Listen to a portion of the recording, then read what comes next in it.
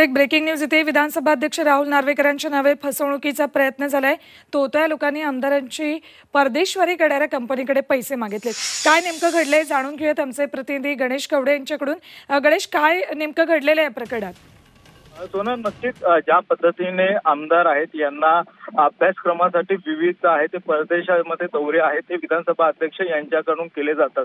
ज्या पद्धतीने विधानसभेमध्ये जे अभ्यासासाठी हा विशेष दौरा करून असतो आणि या सगळ्या संदर्भामध्ये एका खासगी कंपनीला याचं कॉन्ट्रॅक्ट आहे ते देण्यात आलेलं आहे आणि या खासगी कंपनीच्या माध्यमातून हे दौरे करण्याच्या वेळेस जे तिकीट्स लागतात आणि विविध त्या ठिकाणी लागणारा जो खर्च असतो हा सगळे हॉटेल्स बुकिंग असतील हे सगळे केले जातात। मात्र ज्या पद्धतीने हा सगळा ज्या कंपनीला कॉन्ट्रॅक्ट दिलेला आहे या कॉन्ट्रॅक्टच्या कंपनीमध्ये हे दोन इसम जाऊन विधानसभा अध्यक्ष यांच्या नावाने पैसे मागत असल्याचा जो प्रकार आहे तो घडलेला आहे आणि या सगळ्या संदर्भातली माहिती जेव्हा विधानसभा अध्यक्ष यांना माहिती मिळाली आणि त्यानंतरून त्यांनी मरीन ड्राईव्ह पोलीस स्थानकामध्ये आहे तो गुन्हा दाखल करण्यात आलेला आहे। धन्यवाद गणेश संपूर्ण माहितीसाठी।